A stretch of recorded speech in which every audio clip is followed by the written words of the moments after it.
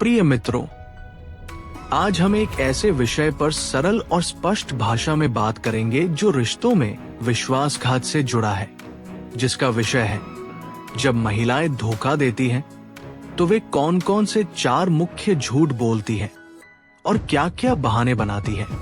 याद रखें, ये सामान्यीकरण नहीं है। हर व्यक्ति अलग होता है, लेकिन विभिन्न अध्ययनों और अनुभवों से निकले पैटर्न्स पर आधारित है। हम पहले 4 मुख्य झूठों पर बात करेंगे, फिर बहानों पर और अंत में उनके प्रभावों और समाधानों पर। वीडियो को आखिर तक देखें। आइए शुरुआत करते हैं महिलाओं के धोखे को समझने से। धोखे की शुरुआत और झूठ की जरूरत। रिश्तों में धोखा एक दर्दनाक सच्चाई है। जब कोई महिला धोखा देती है तो वो अक्सर खुद को बचाने के लिए झूठ का सहारा लेती है। ये झूठ छोटे से शुरू होते हैं और धीरे धीरे बड़े हो जाते हैं। बहाने भी इसी तरह काम करते हैं। वे धोखे को जस्टिफाई करने के लिए इस्तेमाल होते हैं। सामान्यतः धोखा देने वाली महिलाएं भावनात्मक असंतोष, अवसर या व्यक्तिगत कमजोरियों के कारण ऐसा करती हैं। लेकिन झूठ बोलकर वे रिश्ते को बनाए रखने की कोशिश करती हैं। अब आइए 4 मुख्य झूठों पर विस्तार से चर्चा करें। पहला झूठ, वो सिर्फ एक दोस्त है। ये सबसे आम झूठ है जो महिलाएं धोखा देते समय बोलती हैं। जब कोई महिला किसी अन्य पुरुष से भावनात्मक या शारीरिक रूप से जुड़ जाती है तो वो अपने पार्टनर को आश्वस्त करने के लिए कहती है कि वो सिर्फ एक दोस्त है। इस झूठ का उद्देश्य शक को दूर करना होता है। विस्तार से देखें तो यह झूठ क्यों काम करता है, क्योंकि दोस्ती एक सामान्य चीज है और कोई भी पार्टनर इसे आसानी से मान लेता है। लेकिन हकीकत में ये दोस्ती धीरे धीरे अफेयर में बदल जाती है। महिलाएं इस झूठ को बार बार दोहराती हैं, जैसे कि फोन पर बात करते समय या मिलने जाते समय। इससे वे समय निकाल पाती हैं और अपना गिल्ट कम करती हैं। इस झूठ के पीछे की मनोविज्ञान क्या है? महिलाएं अक्सर भावनात्मक कनेक्शन से धोखा शुरू करती हैं और दोस्ती का लेबल इसे सुरक्षित बनाता है। अगर पार्टनर शक करता है तो वे कहती हैं कि तुम ओवरथिंकिंग कर रहे हो। ये झूठ रिश्ते में ट्रस्ट को धीरे धीरे कमजोर करता है। विस्तार से कहें तो ये झूठ कई चरणों में विकसित होता है। पहले सामान्य बातचीत, फिर छिपी हुई मीटिंग्स और अंत में अफेयर। बहाने के रूप में वे कह सकती हैं कि मुझे स्पेस चाहिए या मैं सिर्फ बातें शेयर कर रही हूं। लेकिन ये सब धोखे को छिपाने का तरीका है। इस पर और गहराई से सोचें। समाज में महिलाओं को दोस्ती की आजादी दी जाती है, लेकिन जब ये सीमा पार करती है तो झूठ शुरू हो जाता है। रिसर्च बताते हैं कि ऐसे झूठ 80% से ज्यादा मामलों में इस्तेमाल होते हैं। अब कल्पना करें कि ये झूठ कितना प्रभावी है। ये पार्टनर को कंफ्यूज करता है और धोखे को जारी रखने देता है। इस झूठ के प्रभाव क्या पड़ते हैं, आइए उनको समझते हैं। पार्टनर में असुरक्षा बढ़ती है और रिश्ता टूटने की कगार पर आ जाता है। समाधान के रूप में खुले संवाद की जरूरत है, लेकिन महिलाएं इस झूठ को बनाए रखने के लिए और बहाने बनाती हैं, जैसे वो मेरी मदद कर रहा है या ये प्रोफेशनल है। विस्तार से चर्चा करें तो ये झूठ भावनात्मक मैनिपुलेशन का हिस्सा है। महिलाएं जानती हैं कि पुरुष दोस्ती पर ज्यादा सवाल नहीं करते, इसलिए यह आसान होता है, लेकिन लंबे समय में यह रिश्ते की नींव हिला देता है। अगर हम इस पर बात करें तो हम देखेंगे कि ये झूठ कैसे छोटी छोटी लाइज में बदल जाता है, जैसे समय के बारे में झूठ, लोकेशन के बारे में झूठ आदि, जैसे वर्कप्लेस अफेयर में, सोशल मीडिया पर आदि। दूसरा झूठ, ये सिर्फ एक बार हुआ था। जब धोखा पकड़ में आ जाता है तो महिलाएं अक्सर ये झूठ बोलती हैं कि ये सिर्फ एक बार हुआ था। इसका मकसद धोखे की गंभीरता को कम दिखाना होता है। विस्तार से समझें। ये झूठ इसलिए प्रभावी है क्योंकि पार्टनर सोचता है कि ये एक गलती थी, न कि आदत। लेकिन सच्चाई ये है कि धोखा अक्सर बार बार होता है। महिलाएं इस झूठ से माफी मांगती हैं और रिश्ते को जारी रखने की कोशिश करती है। मनोवैज्ञानिक रूप से ये मिनिमाइजेशन टेक्निक है, समस्या को छोटा दिखाना। इस झूठ के साथ बहाने क्या जुड़ते हैं? मैं कमजोर थी, या ये एक्सीडेंटल था। लेकिन वास्तव में ये प्लान होता है। चर्चा करें तो ये झूठ रिश्ते में ट्रस्ट ब्रेक करता है क्योंकि बाद में सच्चाई सामने आती है। महिलाएं इसे दोहराती हैं ताकि पार्टनर माफ कर दे। प्रभाव, पार्टनर में डाउट रह जाता है और रिश्ता कभी पहले जैसा नहीं होता। विस्तार से ये झूठ कैसे विकसित होता है? पहले डिनायल, फिर एडमिशन, लेकिन मिनिमाइज। रिसर्च से पता चलता है कि 60% चीटर्स ये झूठ बोलते हैं। बहानों में वे कहती हैं, मैं दुखी थी, या तुमने ध्यान नहीं दिया। ये ब्लेम शिफ्टिंग है। तीसरा झूठ, मैं नशे में थी। ये झूठ जिम्मेदारी से बचने के लिए बोला जाता है। महिलाएं कहती हैं कि मैं नशे में थी, इसलिए ये हुआ।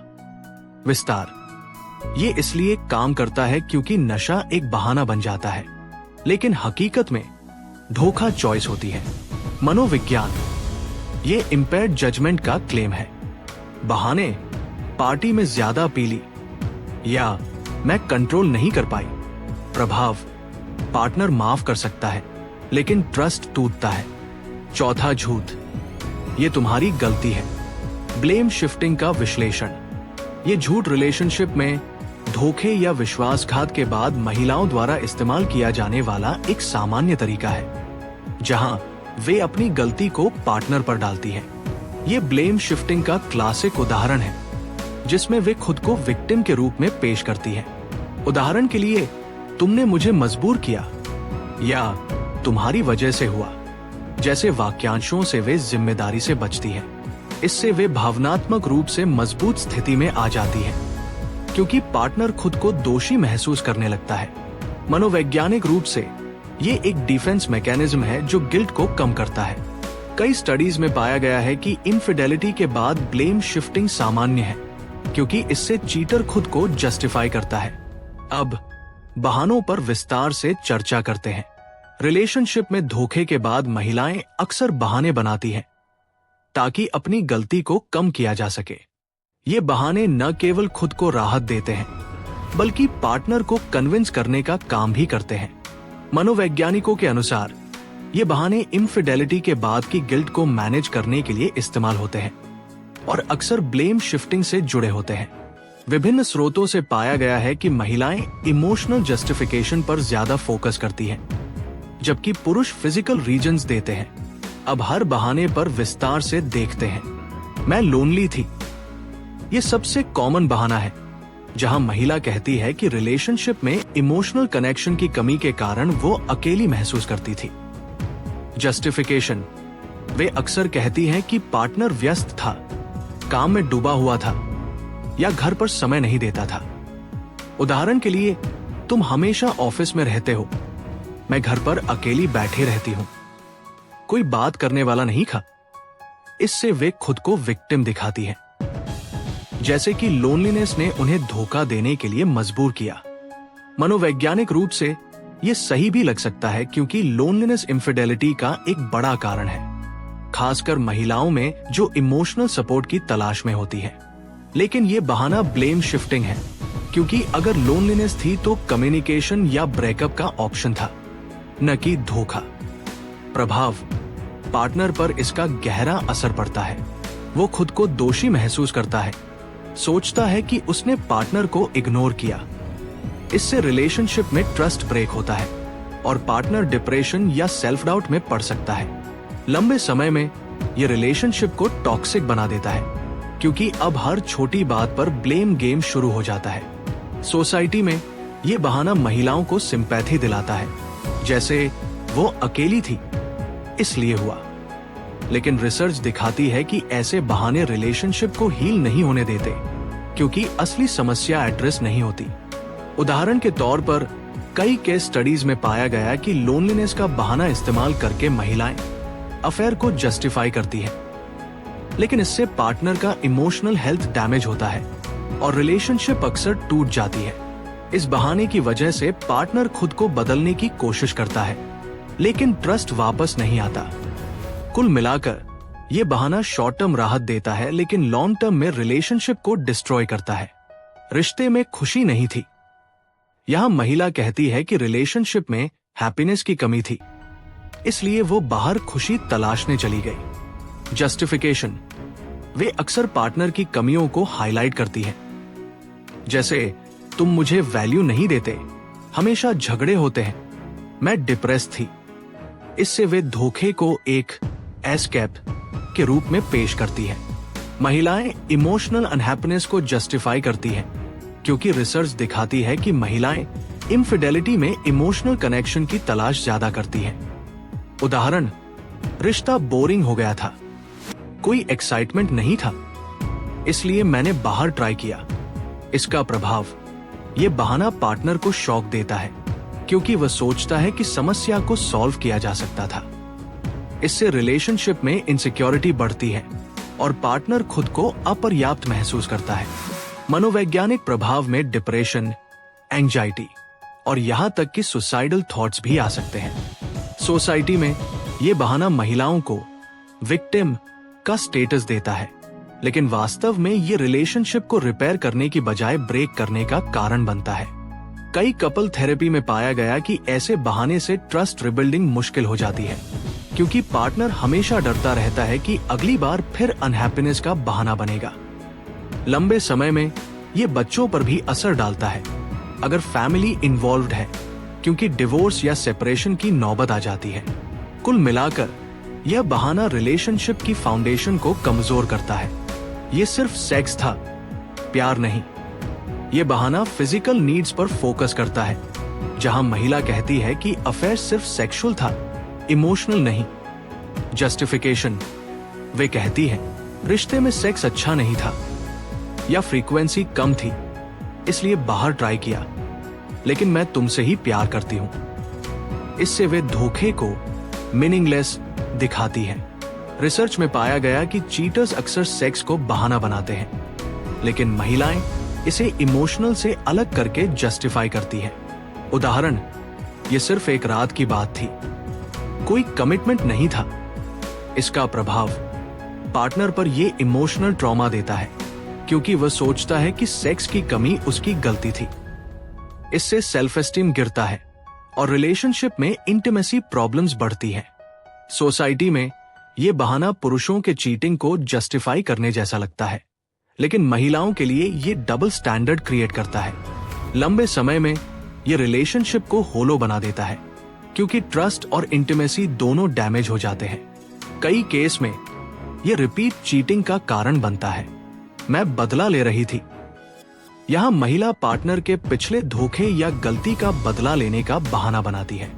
जस्टिफिकेशन, तुमने पहले चीट किया था, इसलिए मैंने भी किया। इससे वे इक्विटी का सेंस क्रिएट करती है।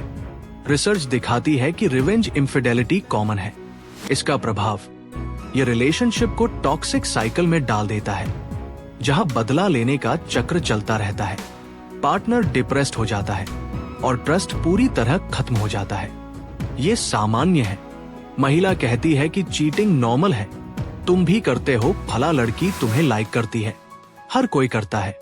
इसका जस्टिफिकेशन ये निकलता है, दुनिया में इतने चीटिंग केस हैं, ये कोई बड़ी बात नहीं। इससे वे नैतिकता को डाउन प्ले करती है। इसका प्रभाव, ये पार्टनर को कंफ्यूज करता है और रिलेशनशिप में नैतिक स्टैंडर्ड गिर जाते हैं। लंबे समय में ये सोसाइटी में चीटिंग को नॉर्मलाइज करता है। आइए अब बात को समाधान की ओर ले जाते हैं और आपको क्या करना चाहिए। इन बहानों और ब्लेम शिफ्टिंग के प्रभाव गहरे हैं। व्यक्तिगत स्तर पर पार्टनर डिप्रेशन, एंजाइटी और सेल्फ डाउट में पड़ जाता है। रिलेशनशिप स्तर पर ट्रस्ट ब्रेक होता है, कम्युनिकेशन खत्म हो जाता है और डिवोर्स रेट बढ़ता है। सोसाइटी में ये लिंगाधारित सामान्यीकरण को बढ़ावा देता है, जहां महिलाओं को सिंपैथी मिलती है लेकिन पुरुषों को ब्लेम। इसका समाधान है ओपन कम्युनिकेशन से शुरू करें। कपल थेरेपी लें, जहां ब्लेम शिफ्टिंग को एड्रेस किया जाए। बाउंड्रीज सेट करें और फॉरगिवनेस पर काम करें। व्यक्तिगत ग्रोथ जैसे सेल्फ रिफ्लेक्शन और एम्पैथी डेवलपमेंट। सोसाइटी स्तर पर एजुकेशन और अवेयरनेस प्रोग्राम्स आदि पर काम किया जा सकता है।